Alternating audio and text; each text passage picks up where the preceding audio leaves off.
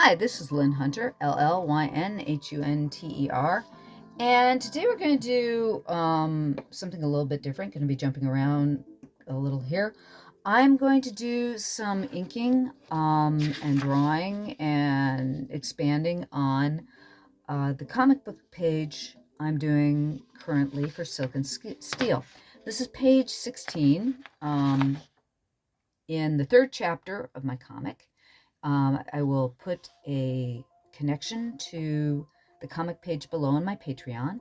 I have a Patreon for Silk and Steele, and I have my regular Patreon, so that if you're just interested in the comic, you can join the Patreon for the comic.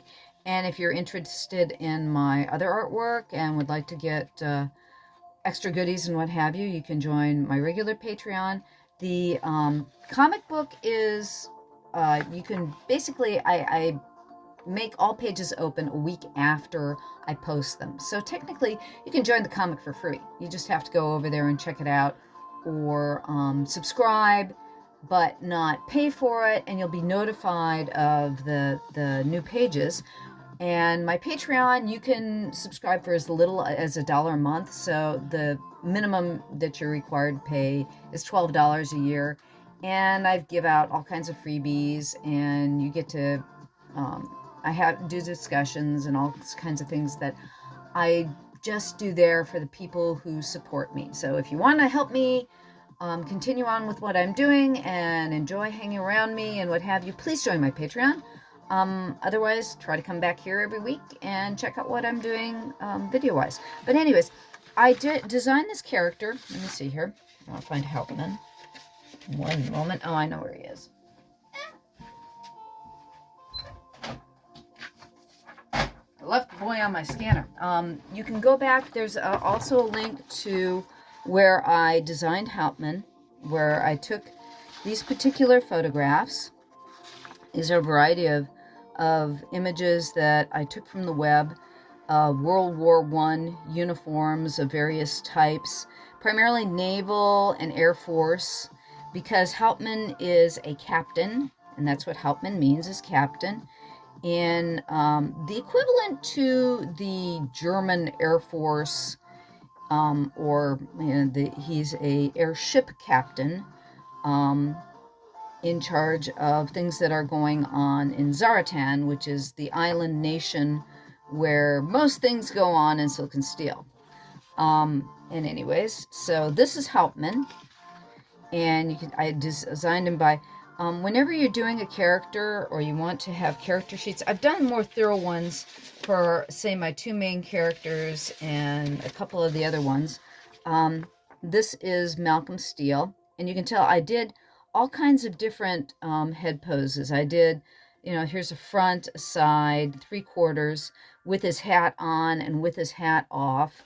I did, without clothes on, with a couple of clothes on, and this is him standing in relationship to Kinryu or Silk, because these are our two main characters in the comic book, and so that's the two that I have to focus on most often. So this is a standard model sheet. You do this for animation more than per se comic books. I do it for myself because I want consistency in the comic. And I find even in animation, I will always have one of these sheets in front of me when I'm working so that I keep the consistency in the character. And this is the one that I did for Kinryu or Silk. And you can tell I needed to do the same thing with his heads, with the top hat on and without the top hat. And again, here without any clothes on whatsoever. And with his standard attire is usually this morning coat, tuxedo-like outfit. And again, this is a steampunk piece, so I can get away with doing technically whatever I want to, because it's my world and I can do whatever I want to with it. So the new character that we've got with this particular page, this is Hauptmann, and I did him very rapidly. I haven't really gone into a lot of detail with him. This is just coming up with the character. I haven't taken the time really to sit down and draw him more. It's kind of like I'm speeding along here with my comics, so it's like I'm doing things as fast as possible. So I might go back and go over this and clean it up some more later, but this is a good enough image to see, you know, how I want to do the nose, how I want to do the hat. I haven't come into the detail on the hat yet. I'm thinking about eliminating the metals that I put here. I'm going to put some kind of badge on top of the hat to indicate the logo or symbol of the country. And so those are things that I'm actually going to work out while I'm doing this particular page. And often I will go back to the pages that I've done rather than model sheets. Like this is what I'm using for our mad scientists. This is Zurist and Renfield, my two mad geniuses that live on a man-made laboratory-like island, and they grow basically kaiju. They're the thing that they create more than anything else are very large monsters that they'll sell to various people to do whatever they want with them. And that's kind of the way these two characters grow. They're based on two of my favorite people, Maya and God. Hi, this is Llyn Hunter, Llynhunter, and today we're going to be doing some inking on page 16 of my comic, Silk Steele.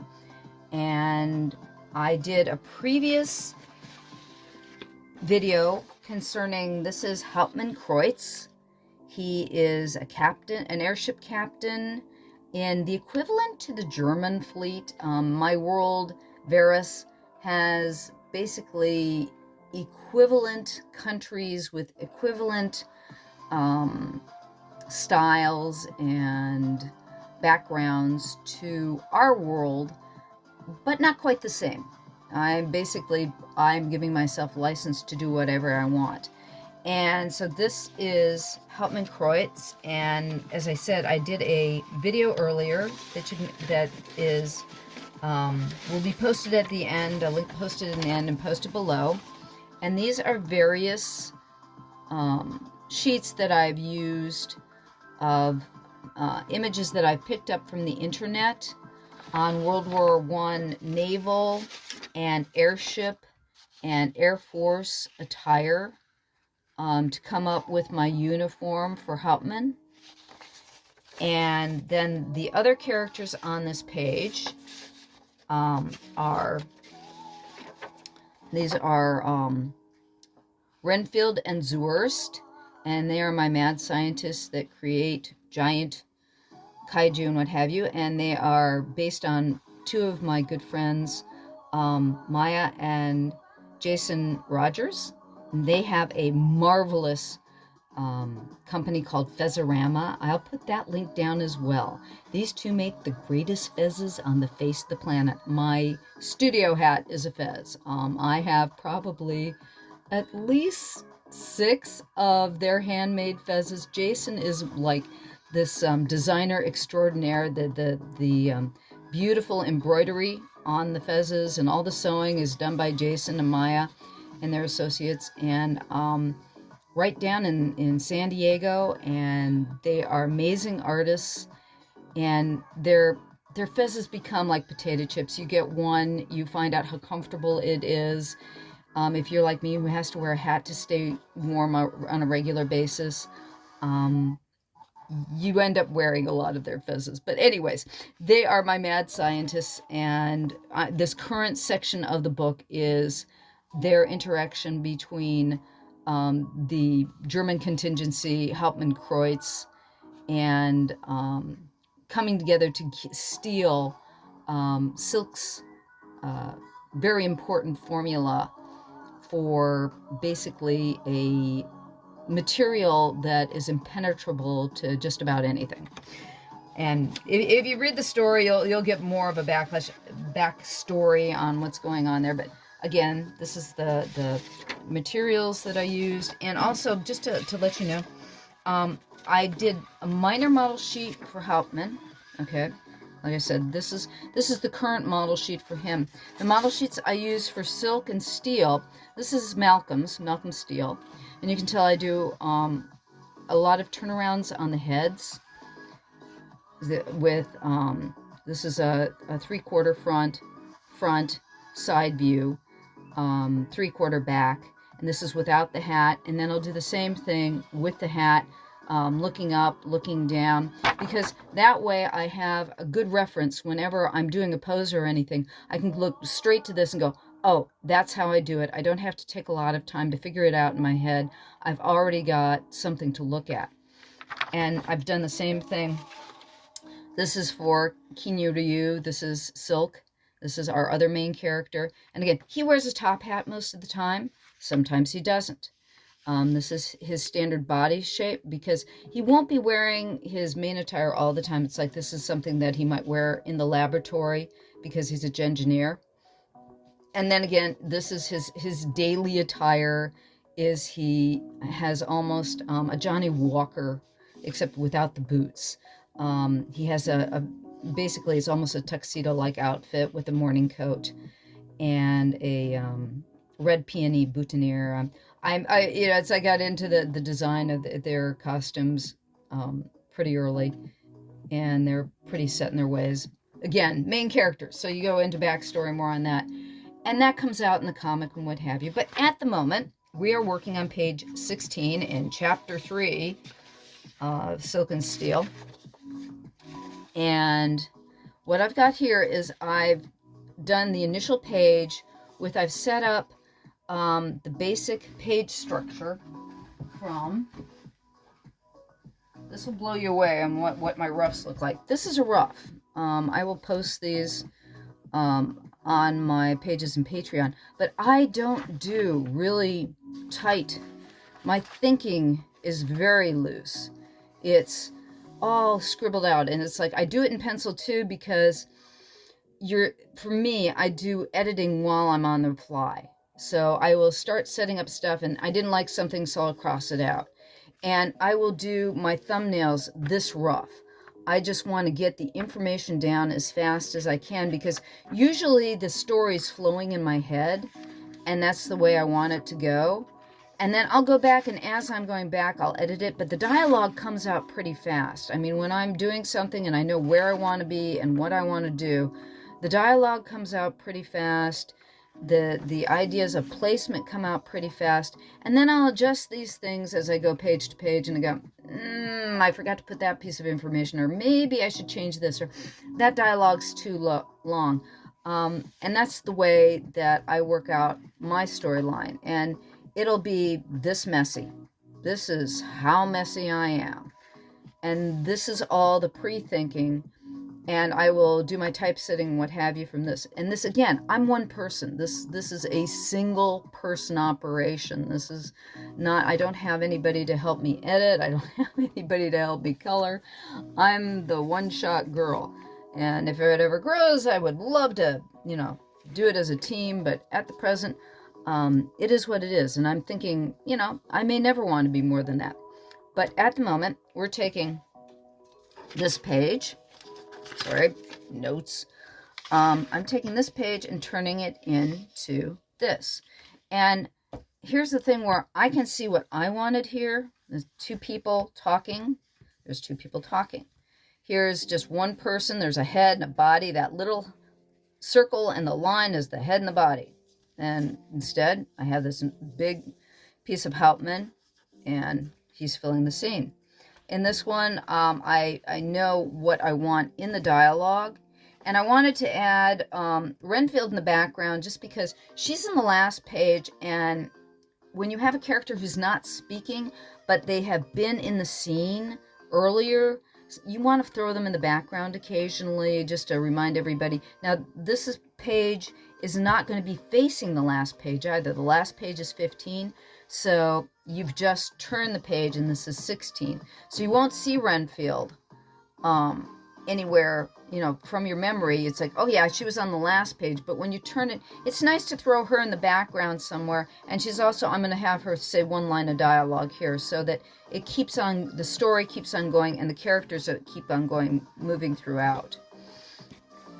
Okay, now when I put this down with the dialogue is going to move. It's basically, I put an initial placement of where I think the dialogue should be, approximately how big it's going to be, and then what I do is I print this onto a 8.5 by 11 sheet of paper, and I'm working 8.5 by 11, which is an unusual size to work at for comic books. It's a bit smaller than what you normally use. Normal comic book pages usually work at 11 by 14.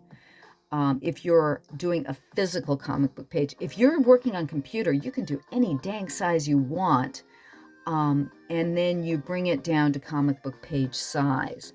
And there are innumerable comic book page proportions, but usually you look at who your printer is, how you're going to print it out, look at traditional comic book page sizes, and how you want the final to be on this. I'm making this so that I can expand the edges, because when you're talking Kindle or some of the other places where I eventually plan to place this comic, I want to be able to expand the borders, or I want to be able to put it on different sizes of pages, like if I were to have this printed in Japan, or if I'm going to have it printed in the United States, or if it's just going to be on the web. You do it in a variety of sizes, but I start with just working on 8.5 by 11 because this is convenient and it keeps things small. I will get this page done faster than if I were doing it on an 11 by 14. And again, this is being done with traditional medium. We're doing this in pen and ink. So at the present, I like this. This is a Speedball calligraphy ink bottle. But what I've got in here is the D letter black number 4.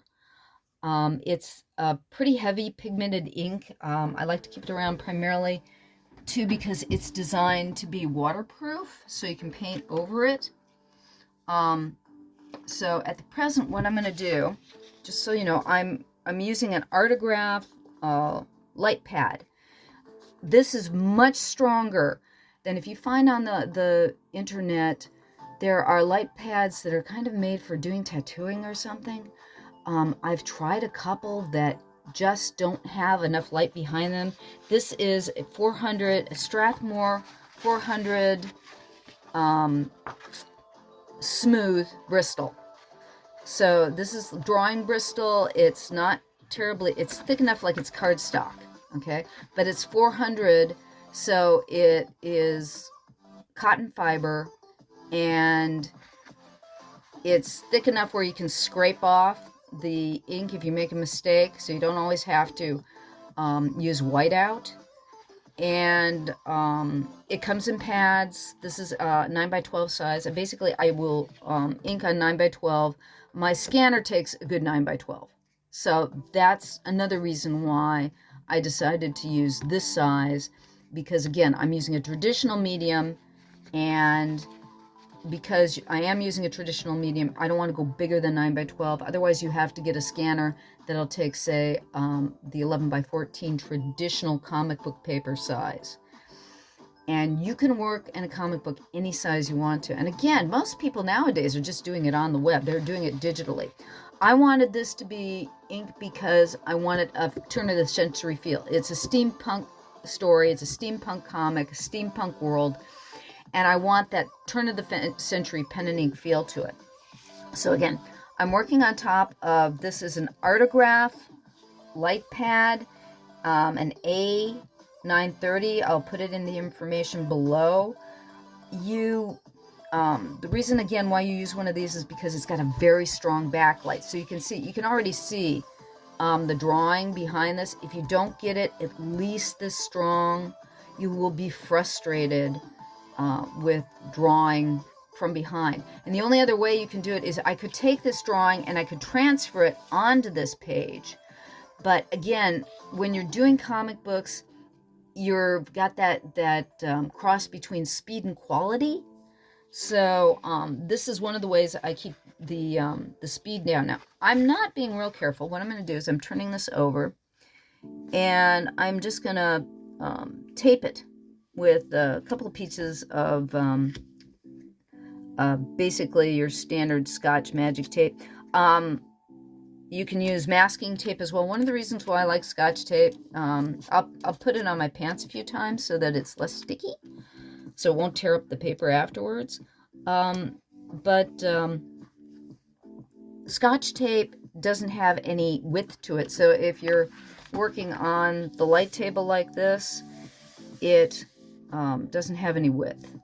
Okay, so what I'm going to start to do, again, what I have for reference is I will use this page for whenever I'm drawing my characters of Renfield and Zuerst, and then I'll use this page as a reminder when I'm doing Hauptmann. And so I'm going to zoom in here a little bit so you can see more what I'm doing on the page. Let's see here. And it's kind of, like I said, it's kind of difficult because, again, this is backlit. So you can just see the drawing coming up through. So what I will do now is I'm using a lead holder, just to let you know. This is one of my favorite tools to use. It doesn't have to be this kind of a lead holder. This happens to be, oh geez, what is the make of this? It's like,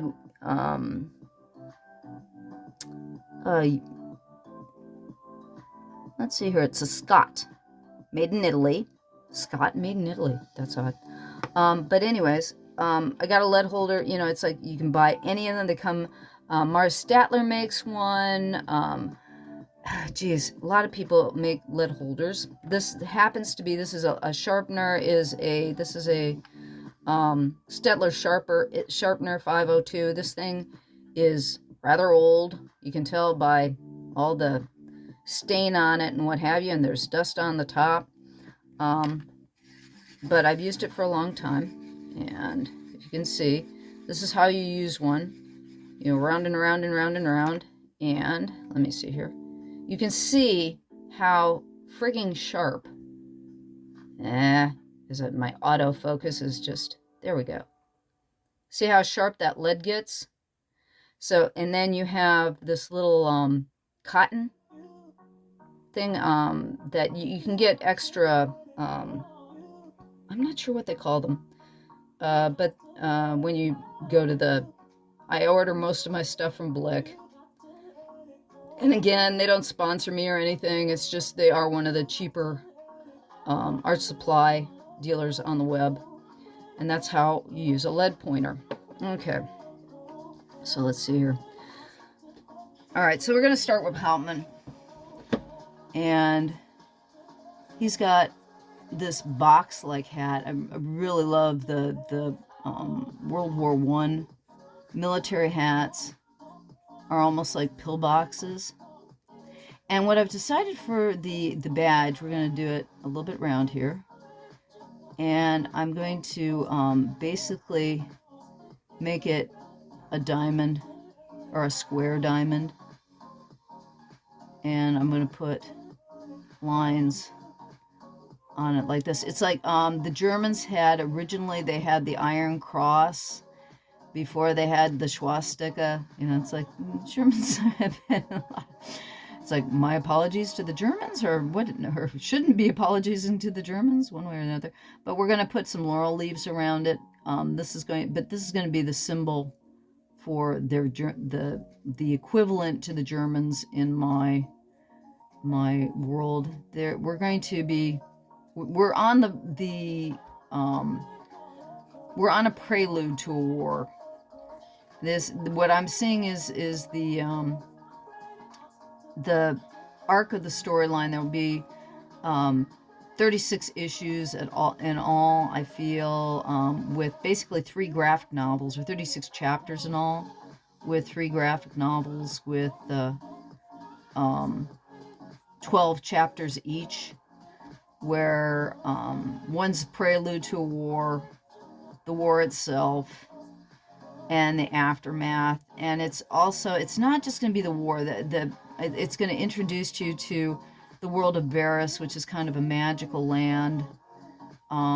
there are all kinds of things that I have to introduce into each chapter that will expand on what a strange and interesting world Varys is. And the world itself is one of the characters in the story. But that, I'm getting ahead of myself. But we're working on Hauptmann here, and you can tell I'm using the basis of the drawing underneath.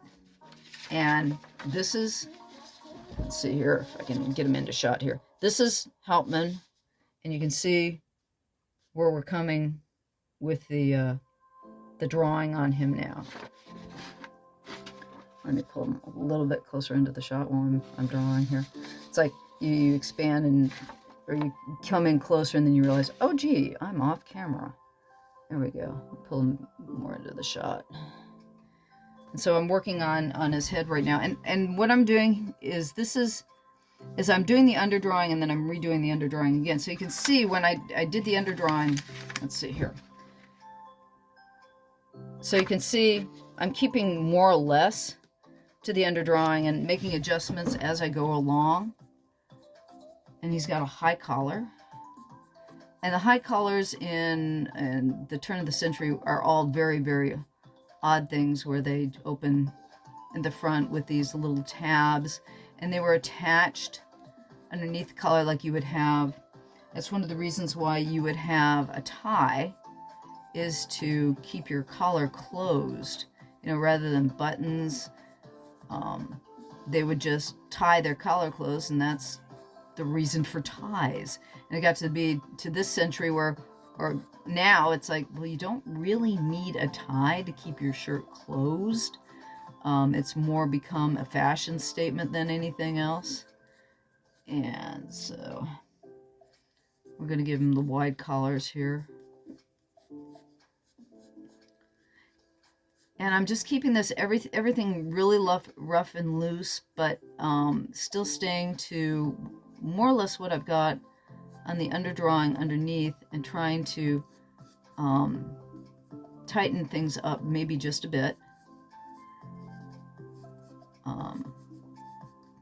Getting a few more wrinkles in on the let's see here. He's got wider shoulders, sorry. And he's got kind of a lapel there. Let's see here. Okay.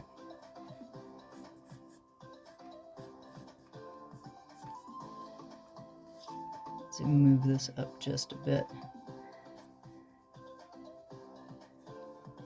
And change the brim just a bit. And then, alrighty. Just when you think you have everything out. Ah, there it is. My favorite tool, or one of my favorite tools. This is a kneaded eraser. I always bring it up because I didn't know about kneaded erasers until, geez, I don't think I was in, I might have even been in high school before I discovered kneaded erasers, because my mom was actually taking a class in graphic design at the local junior college. And she had to get a kneaded eraser. And she brought it home, and I'm going, oh, this is amazing. You don't get little, the nubblies or whatever you call it. When you erase with a plastic eraser, you get all those little dust particles all over the place. And with the kneaded eraser, what it does is it takes away the graphite, but it does not leave behind the nubblies. The only problem it does do is it can smear the drawing, but it can get to you can take it, and it's like silly putty that'll stay, and you can take it to a fine point like that.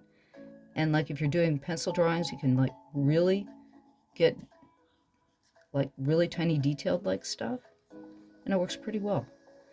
But okay, so that's enough for me right now. Okay, real rough drawing underneath. Now what I'll do is I'll what I call ghosting back, taking away some of the drawing that I've already done so that it's a much lighter version of what I've just drawn. And that way it's also easier to ink over the top of, because graphite has a little bit of greasiness to it. They use graphite and oils when you're making oil in your car. A lot of times they'll put graphite in the oil so that it makes the engine parts slick.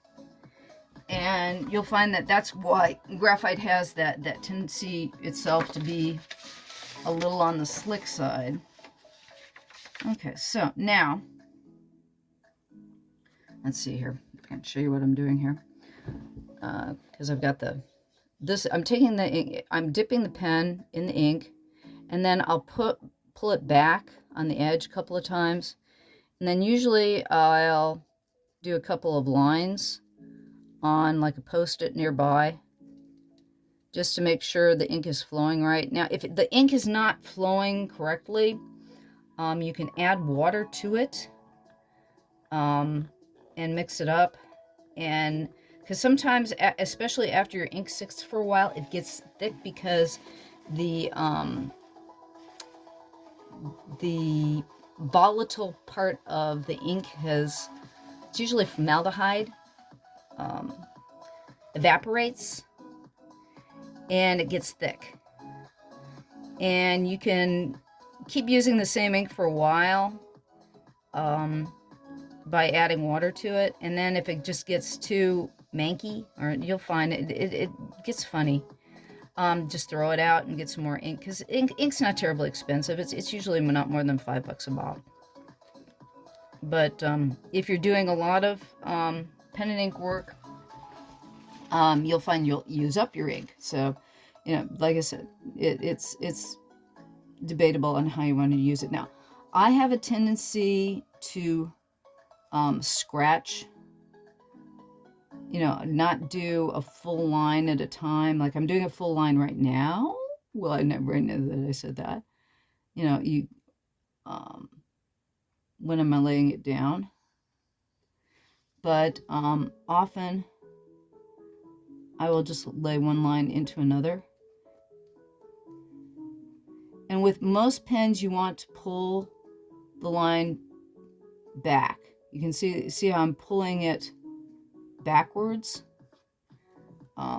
That's the direction you really want to take the pen most of the time. I will go against that law. It's like you want to pull it like towards you. It's like you put the pen down, and for the most part, you pull it towards you. But you can't always pull it towards you. Sometimes you have to pull it away from you. It's not always going to go in the same direction. But because the pen opens up, the tines of the pen, where it splits, open up as you lay pressure down on the pen. That's why for the most part, you take most of your strokes, go toward you, or toward your palm, is the best way I can describe it. Yeah, that's what I'm thinking about. So I was talking about the symbol for the German hat, and then I'm going to put some laurel leaves. And what I do is I will usually detail out the line work first. I'll do all the line work on the outside first, and then I'll go back in and add cross hatching after I've outlined the whole thing. And I'm not real good at spotting blacks. If you don't know what black spotting is, the really good pen artists out there will take areas in their inking after they've completed their entire drawing, and sometimes while they're doing their drawing, and add large areas of black to it. And the really good people can get just an amazing amount of the illusion of detail while giving large areas of black. And that is a skill in itself. And I'm not facile yet. I've been doing this for a long time, but I still haven't done enough ink work where I really have a good vision for where to spot my blacks. That, like I said, it's a talent and an ability that people really work at to get well done. And it's like, I've had trouble enough all my life trying to just get people to look like people and get expressions that I want out of my characters. And, you know, those are things that everyone constantly works at. You know, and then and I don't think, you know, if you get to the point where you feel that you can handle those things without any problems whatsoever, I think I'm going to be dead before I feel like I've got that kind of capacity. But we're working on his eyes right now. And like I said, I do a little bit of, whenever I'm unsure of what kind of line I want in an area, I'll stipple it. And that'll give me close to what I want with, you know, maybe not committing to the line that I need. And I can't say when, you know, especially, this is a Crow Quill 102. I like it because it's a very fine pen. I think my other favorite pens to use, I really like rapidograph pens. They're a pain in the butt to clean, but they're precise, and you don't have to keep dipping them all the time. I used to do a lot of work with a double aught and a number 1 rapidograph pen. Nowadays, microns are marvelous pens, Sakura microns. They're permanent pigmented ink, and you might as well use one of those as the dip pen that I'm using right now. And you don't have to constantly dip it into the ink. It's like, yeah, I pull that a little bit over so you can see what I'm doing with the dipping. It's like, okay, which is better, the shadow or, yeah, it's like the shadow's covering him now. Let's put it down. Can you still see it? No, it's out of camera. There we go. We'll put it right there for now. So you can see what I'm doing here with the beard. And it's like, how, you know, I need to give him more of a I'm a pissed person because you haven't gotten me what I needed. Okay. And he's got a bit of sideburns. This is a sideburn time. I like this. I like sideburns that don't go all the way down to the chin. However, if I'm going to do somebody with mutton chops, that's not what you're going to be doing. Okay. So there is our face of Hauptmann. And I'm going to continue on with this a little bit more. And when I get the page totally inked in, I'll go over it with you and show a little bit of cross-hatching. And so I'm with the magic of video. We're going to stop here for a moment. And when I come back, we'll have the page completely inked.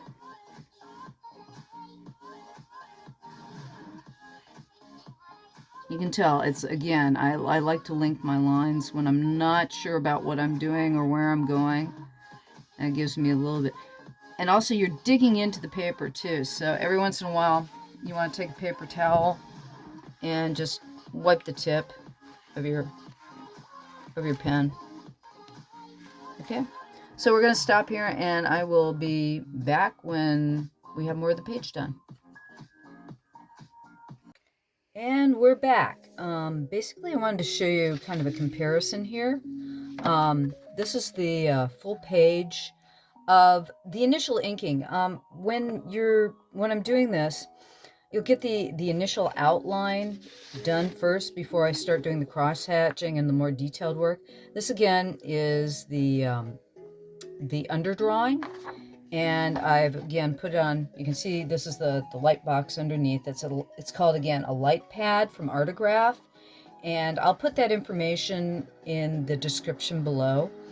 And the thing is that I could have taken this drawing and transferred it onto the paper.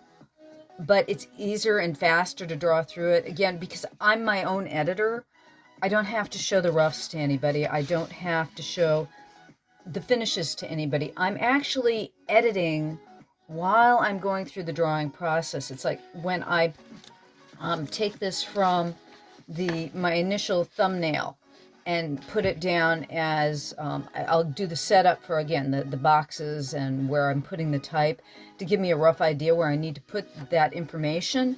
Then when I go back and do the initial rough, I'm adjusting things in my head. When I go from there to here, when I'm going from here to the inking, it's like I'm not doing the exact, like the fish that I did in the background. It's not going to be the exact fish that I put in the background. And I did some changing here.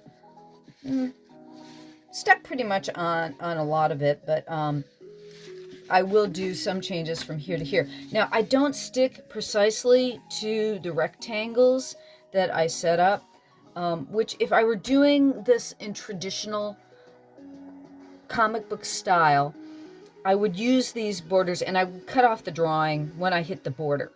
But because I'm going to be throwing the finished drawing into computer and I'm going to be editing it in the computer on the computer page, I can extend beyond. So the thing is that maybe when I finally put this in the computer, I decide I want to keep the whole hat in. So I'll extend. It's like for what I'm designing, you can tell in this image, it's like the fish's body will get cut off by this line here. And I've indicated a pencil drawing line here for cutting off that body. But I've extended the drawing beyond that, just in case maybe I want to reduce him down and have his full hat, or more of the hat or less of the hat in the frame when I do the final composition. And I'm allowed to do that because we've got that type of editorial license since we have the computer now. Otherwise, if I stuck to this, I could do that too, and it might be easier. I'm not sure. Again, I've been doing it this way for over 100 pages, so okay, I think that's the way that feels most comfortable for me. And for every artist who's doing their own comic work, they will have their own specific way of handling things. This is just mine. You'll notice too, I'm using a 9x12 sheet of Strathmore 400 Bristol. And the reason why I'm using this is because it fits on my flatbed. 9x12 is like the average size that will fit on a flatbed that is not terribly expensive. I have a big flatbed that I purchased that'll take 11x17, which is your standard comic book page size that was traditional for drawing on. I don't want to work that big. It takes too long to draw a page that big. This is I'm one person doing one page at a time, doing all the coloring, what have you. And so it's a combination of trying to find the fastest way to do this work, most efficiently, in a way I'm comfortable with.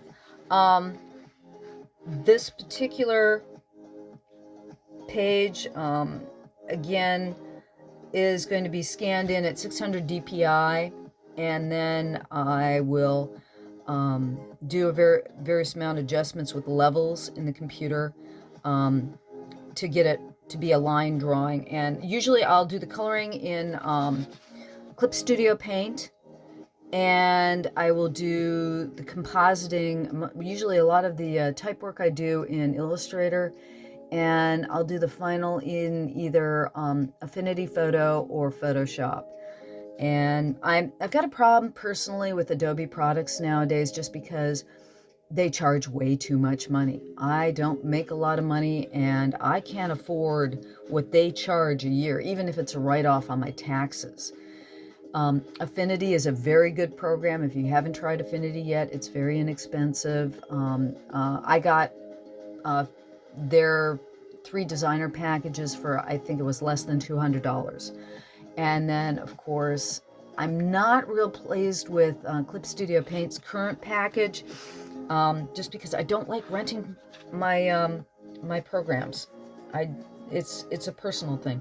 But anyways, we're going to go into the finish, or showing you, like on one section, I'm thinking either partially this head here, and this one down here of Hauptmann Kreuz, and then I'm going to turn off the camera and then show you the final thing. To get to this portion here took about 2.5 hours, and doing the detailing work will probably again take me anywhere from an hour to 2 hours to do. A page like this in general, when I'm doing them on a regular basis, will take me between 4 and 5 hours from start to finish. Now, the rough on this took me probably no more than an hour and a half to do the rough. Now, again, you wouldn't want to show a rough that's this rough to an editor, because you can tell it's very loose. I'm not tight. You can see what's going on, but it wouldn't be, you know, the rough you would show to an editor for a final. And again, with this, because I'm in control of my work, I get all the say. Nobody tells me how I have to readjust things. The problem with that is that an editor can be a good thing as well. An editor can give you suggestions and help you out. So for good or ill, I'm my own editor, my own art director, my own everything, which gives me a lot of control, but it takes me, with life and what have you, thus far a week to do a page. If I was really focusing on it, I could probably get maybe 3 pages done in a week, because the coloring actually right now takes me, the longest part of all of this is the coloring of it. But anyways, let's get to the end of the inking on it. Let's see, zoom in here, hang on. Let's get a little bit tighter. And we'll hold on that.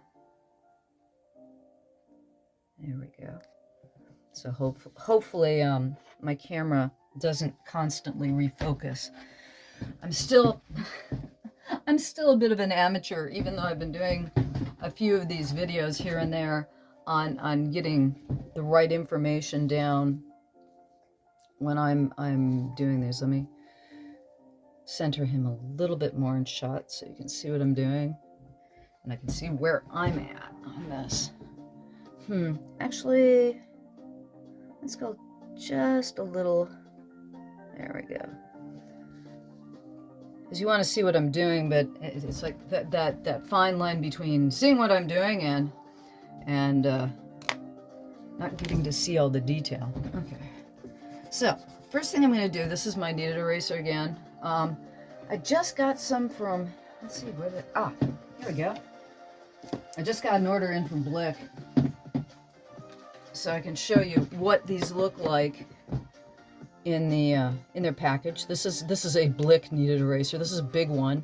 And what I do is I take a scissors, scissors right here, and I'll cut off like pieces like this, and I'll leave it in the cellophane so that, you know, the kneaded eraser will stay basically clean except for the piece that I cut off. See? And that's why it looks like that after you cut off with the scissors. And then after you've been using it a while, it's like, this is what it looks like in the package. This is what it looks like after you've been using for a while. And when they get dark, you check them. Basically, they'll get enough graphite in them after a while that you want to throw them away. But that's what the kneaded eraser looks like when you get it straight from Blick. When you get it from, say, Staples, like I said, they come in a pack with a brown. I've had to go to Staples to pick up a kneaded eraser because I ran out, and I didn't want to wait for the ones coming in the mail, and or I needed one right away. So I bought over at Staples, and the only way you can get them is with a package with the brown one in it. And let's see here. Yeah. And also, I just wanted to show you too, because I got a new one from Blick. Blick does not, I usually buy this with the ink, because I like to use the calligrapher's ink that comes in with the Crow Quill pen when you get in a package like this. Is actually a really nice ink. I'll use it up. And again, there are a couple of types of ink I use, but right now, again, the one that I'm using presently is the D letter black, and I usually get this from Amazon or from Jet Pen. And but this is the Crow Quill 102 that you can just buy in a package like this. Or the problem is that you have to use the handle. The handle that comes in this package is the one you've got to use with a Crow Quill nib. I've got like 3 or 4 nib holders, and a lot of manufacturers make the holders for the nibs. So if you don't buy the holder with the nib, you might run into problems. And after a while, one of the things that I do run into a problem with, if you're going to be working with pen and ink, get some of this stuff. It's for basically it's for cleaning pens. Speedball makes it. Several other companies will make their pen cleaners. It has some kind of whatever the cleanser in it breaks down shellac, and Indie Ink has shellac in it. So the thing is that not your normal cleaners are going to get, if you can see on my pen, you can see that black buildup. There we go. On the back of the pen there. That builds up, and that's what you need a pen knife for. You can use an X-Acto knife blade to clear it out sometimes. I find that, like I said, using the pen cleaner gets most of it out. You can tell my pen's like a little bit dirty right now. You can use your pen a little bit dirty and it'll still do what you need it to do. But you should be cleaning it occasionally. Anyway, it gets too full of ink, you will run into problems. I'm looking for it now. There we go. Looks like I've been drawing, so I like to use Post-it pads to put, or Post-it notes. Stickies are what Staples call them. 3M calls them Post-its. But I like to use like a medium-sized Post-it to put under my hand. Or another thing that I like to use is I'll put them back to back so that they'll slide. So you put one Post-it behind another Post-it, and then you've got a nice, cheap, I don't care if I throw it away, piece of paper. Another thing you can use are index cards. They're cheap, again. I like to have index cards around to draw on, because if you want something where you're not concerned about throwing away, or you're concerned about keeping it for that matter, index cards are nice stock to play with and work on. Okay, so I've just slightly reduced the pencil line on this. I will go back over when this is completely all done. I'll take the kneaded eraser and a plastic eraser, and I will go back and forth over a couple of times to get the residue line off. But we're going to start doing some detailing on Kreuz here. Now, what I like to do with shadows is I will, yeah, of course, as my pen, after I tell you that, is not, let's make sure I'm, so sometimes when you're working on this and you've got it close up and you're not sure what's in scene. Okay, there we go. Just making sure that the pen's flowing.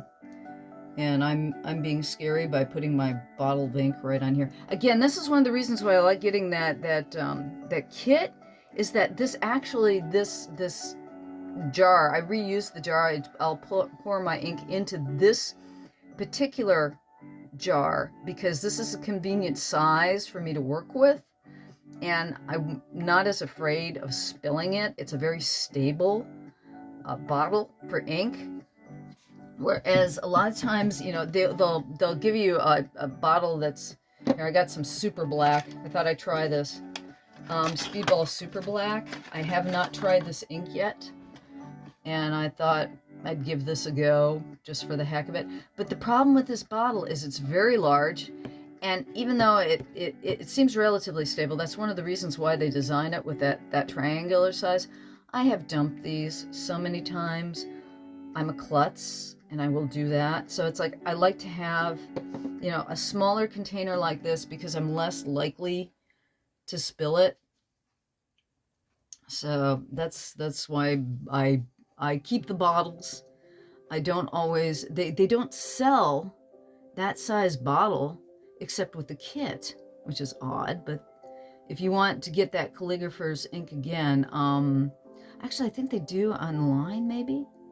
But okay, so we're doing Hopman's beard at the moment for the heck of it. And I'm just doing, you can tell, just this is like little short strokes. Now, he's gonna, I want a shadow under his nose. Now, I have a tendency I like my cross-hatching to go from the right down to the left, and that's because I'm right-handed. You can do cross-hatching straight up and down. You can follow the surface. Okay, what I'm doing right now, real fast, it's like sometimes I do things naturally and absentmindedly, but I'm putting an outline around where the shadow is. It's like I'm doing like kind of a like a dot to dot, not entirely, but it's like he's got a brim here from the bill of his hat, and he also would have a shadow here under his brow. So I'm giving an edge. And I like that line too. This is a stylistic thing too. By having that edge, it gives me a line to travel to. So while I'm doing my cross hatching, that gives me a visual guide of where my cross hatch line is going to go to. And it's also a stylistic thing. I kind of like to see that edge drawn there. It gives a delineation. It's a stylistic thing. It's not just a guideline, it's also a stylistic thing. Now, the lines are getting a little bit long here, so I have to make a decision. Do I want to take an entire stroke across that area, or do I want to, see what I'm doing here is I'm breaking up the stroke, because I still want that shadow there. And that might have been a good choice, it might have been a bad choice. That's just, it's a choice. And I mean, that's the thing with a lot of the decisions you make in putting in a shadow, because that's what we're doing right now. We're doing a combination of putting in shadow and detail. So it's like, we've got the inside of the mouth here. This is his teeth, his tongue. And it's like, how much of that do I want to put into shadow, and how much do I want to stand out a bit? Now, the thing is that I'm going to color that, and his teeth are kind of going to be underneath that area. Now, again, it's like with his beard, I didn't leave, with some guys' beards, they'll come up right to, I'm going to give him a little bit of that bare space underneath the chin. And I'm taking a little bit of license because this is hair. And most guys' beards are a little bit curly.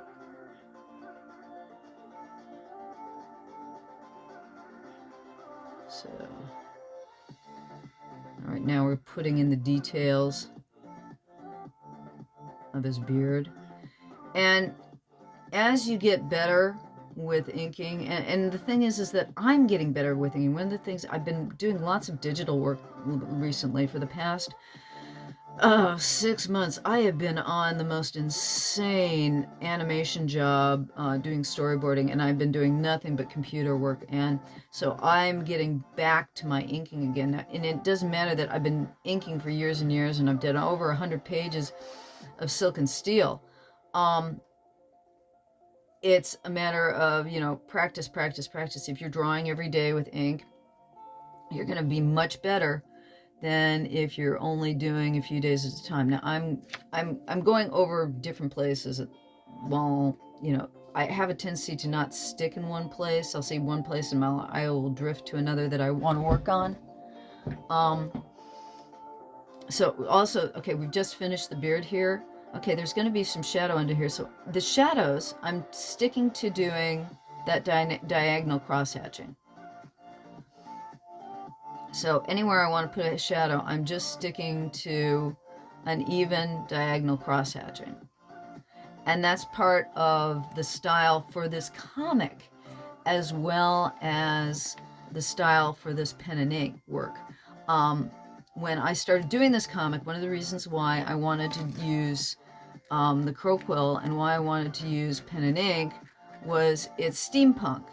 So I wanted to use pen and ink specifically to give it that turn of the century feel, because everything at the turn of the century, if you were doing line work, you would use steel nib and ink because that's what they had. And we still, I mean, it's like the best manga artists in the world are still using pen and ink. But then there's another group out there too who are inking in digital, and the digital looks amazing. I mean, you would, some of the digital art or digital inking, you would never be able to tell that it was digitally done and not traditional pen and ink. And that's the brush and the program and the way that the person who is using the program, how they use it. I mean, I know it's like I still have a very difficult time getting a clean line in digital. I mean, I work at it and I do a decent enough job, but it's like there are people out that are just, my word, their lines are so sleek and so smooth, and they don't need a stabilizer or anything. But that's the other thing, that you can put a stabilizer on some of the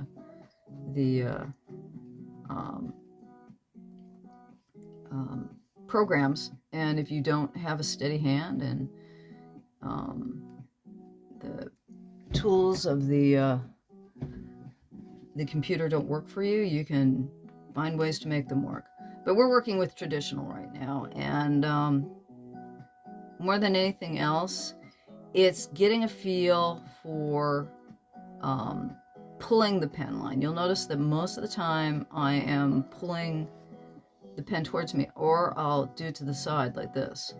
You'll not. So a lot of the cross hatching I am doing like a side stroke rather than a downstroke. And it's, with me, it's a combination. It's somewhere between a stipple, and stippling is just dotting, like short dotting.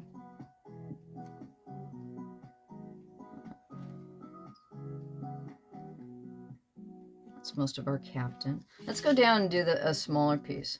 Okay. Or go to the side here on this one. There we go. Or Hauptmann, which also Hauptmann means captain, so it's the same thing. Captain Kreutz. So again, I'm going to put a line. Yeah, I can see what I do with the line work here a little bit easier. I'm going to put a line where his brim is. And then he's going to be backlit, so because behind him is a tank.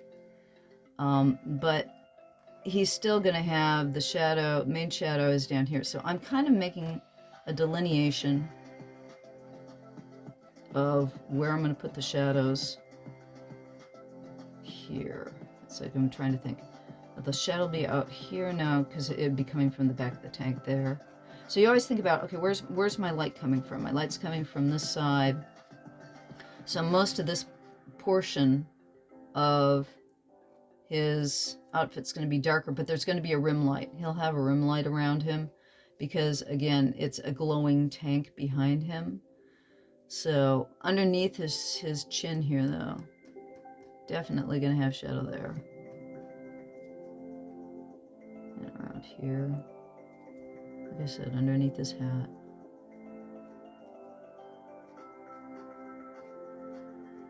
And notice, again, I'm doing mostly away. You have it forward and back this way. It's not always, I'm not a very, quote unquote, you know, it's like, you look at my stuff and think, boy, it's like really detailed and she's really anal, and it's like, yes and no. I have a tendency to be a bit of a slovenly artist. I'm a slovenly person.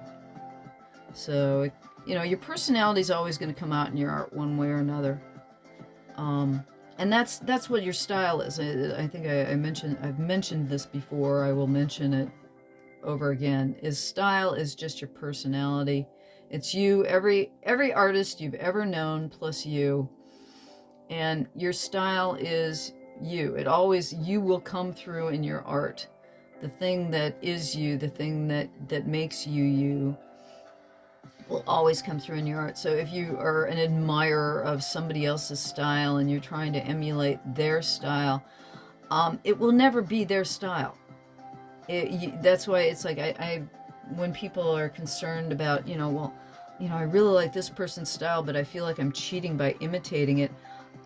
I don't think you can ever really do that. I mean, I'm really good at, if you check my Instagram, I have so many different styles that I use, because as being in animation, you're required to do other people's styles all the time. That's the whole point of being in animation, is we're all trying to do the same style with a particular character.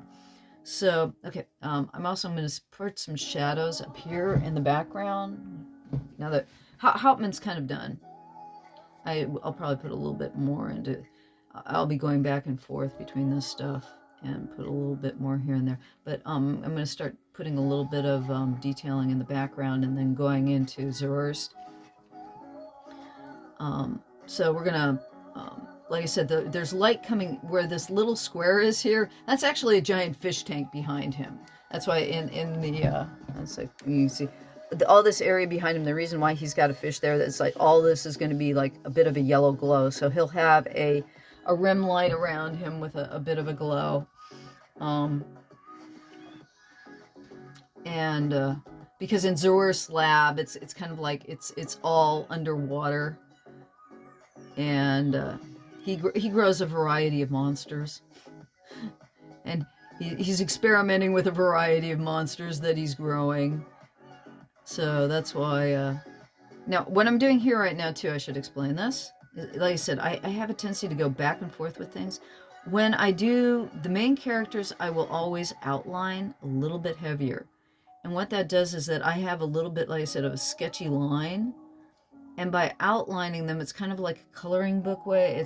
It's or paper doll, where you've distinguished, you get all this detail in here. And if you give something a nice thick outline, it delineates the form of your subject a little bit better when you go around it and you give that nice heavy outline. So I will do it sometimes before, sometimes after. Like I said, with me, I have a tendency to jump around in the art so that I'm getting a sense of the overall piece rather than one area. Or I'll focus. On consequence, I will also really focus on one area at a time too. And again, that's the way I do my art. That's not the best way to do the art. It's not the worst way to do the art. It's just the way I do mine. And that's the thing too. When you're doing your own artwork, always consider you're the artist. You are the expert on your own art. Try to be more confident. And this is me too. I mean, I've been doing this for a long, long time. Technically, as of this year, I've been in animation for 33 years. And I still don't have the confidence that I really wish that I had. And you would think after 33 years, and it's like probably some of you out there haven't even lived that long, or even haven't even close to live that long. And you do. It's like every artist, or actually the best artists I've ever known, are never satisfied with their work. I hate to tell you this, gang. It is the truth. There are two kinds of really good artists. The ones that are either never satisfied with their work and go, okay, it looks good now. I really didn't like it. Or you'll look at it a month later and go, wow, that's much better than I thought when I did it. When I did it, I didn't like it at all. And it's like, wow, that actually looks good. And then there's the other kind of artist. I actually wish they're usually the artists that you don't like, but they're usually really, really good. And they think they're really good and they know they're really good. And you want to kill them because they're both egotists and they're good. But sometimes I wish I had that type of personality as an artist. Most of us are of the ilk that we've busted our butts all of our lives trying to learn this stuff, and we still don't feel we're good enough at it. That's what I consider the average artist, at least in my profession. We're all going, yeah, we could be 10 times better than this. Why am I not 10 times better than this? I spend 24 hours a day thinking, eating, breathing, sleeping, art, and why am I not better than I am right now? So, it goes both ways. And I've often said I either feel like I'm a god or I'm lower than a snail's belly. But again, now right now I'm outlining it, and see, I haven't done the cross-hatching on him yet, and I'm outlining him. So again, it goes, and I don't have my paper underneath my hand. And that's a big problem too. It's like I often will do that, and I will smear stuff, and that's why I have learned to fix my mistakes, because I make mistakes.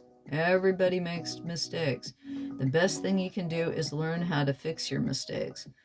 I think the best thing that happened to me most recently, I spilled all over a piece that I had spent hours inking, and I didn't get upset. It's like, okay, I've been doing this for so many years. I'm finally getting to the point when I screw up, I just get out the piece of paper and start all over again. So it happens. Okay, now we've done 2 things on this little area. And you can't see because I don't have it in shot. Great. There we go. Now it's in shot. This area down here that I just did, I over inked this area in the crosshatch. It looks kind of gloppy. Nobody's going to care about that area. Everybody, the dialogue's going to be up here, and you're going to be focused on the faces. And remember, if you're doing something like a comic book, if you're doing some other kind of piece, no matter what, people will focus on the face. That's where everybody's attention is always going to go. And they're going to go to the dialogue. And most of the detail that I put into this, nobody's ever going to see. But if I don't put the detail into it, it's really weird. You will see that there's some, you'll notice if somebody puts detail and stuff, you really like it. Or if you're a detail, I like lots of detail, and I like to see lots of detail. And because of that, I'm very aware of now that, an artist I know will have put months, into creating a piece of work, or at least if you're talking comic books, they've taken a month to do it. Okay. So they'll take a month to do all that work, and you've taken less than a half hour to read it. And it's kind of insane, but that experience will stick with you. When I think about the comics that I have really loved, the one that's sticking out right in my head right now is Miyazaki's Nazca. If you have not looked at the comic, or if you've not read the comic, I would highly recommend you're getting a hold of a copy of it. It's phenomenal. The artwork is phenomenal. And you think about how long it took him to do it, and when you read it, you go, oh my God, that took him how long to do? And I just finished it off. Okay, as I'm getting up here to check my video. There we go. Okay. And you can tell, like I said, I'm going back and forth and kind of all over the place. And I didn't erase the line drawing out of this. And I can go, the nice thing about India ink is that you can go back through. Once this dries, ink period. I mean, when I'm inking ballpoint pen, as long as you let it cure, you can go back in. And you'll notice too, okay, I've got like really, really tight lines here and kind of loose lines there. And my lines are not real even when I'm cross-hatching. Again, my style, that's the way I do things. I'm not that anal that I have to get my cross-hatching all done right. Now, here, that's why it's called cross-hatching. Here, I did diagonals here, then up and down to get a little bit darker in the background. For the most part, I'm going to stick to just the diagonal line, but when I want to get, per se, in the shadow, I'll do a perpendicular line, or you can do a 45-degree line. My standard line with cross hatching is play with it. Always work small. If you're starting on something like this and you've never played with pen and ink before, do something small. If you're going to get, say, a 9x12 or something like this, remember, take each one of these panels and do it in a different way. Do it in a different inking style. And there are a number of, find your favorite comic artist and try to imitate their style. Because when you imitate somebody else's style, you'll get a feeling of a different feel of what it takes to do a particular style. And you might find that you like that style, and you might find that, okay, this style just isn't for me. Okay, so that's enough for now. That's your basic inking techniques. I am going to take a couple of hours. I'll time it. I'll let you know how long it took me to finish. But I'm going to finish off this drawing, and then we're going to come back, and I'm going to show you how I finished to erase it and wrap up this video. Okay? See you in a few. Okay, we're on the last bit of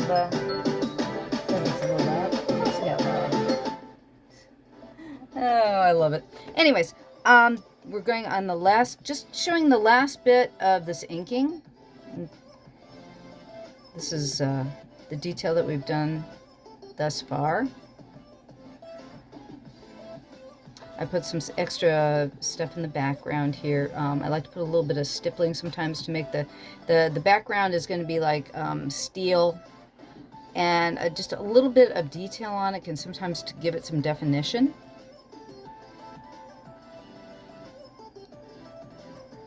And so this is more or less what we've got for the finish on this. Okay, now I'm going to pull it back a little bit. Let's see here as I go closer in. Okay.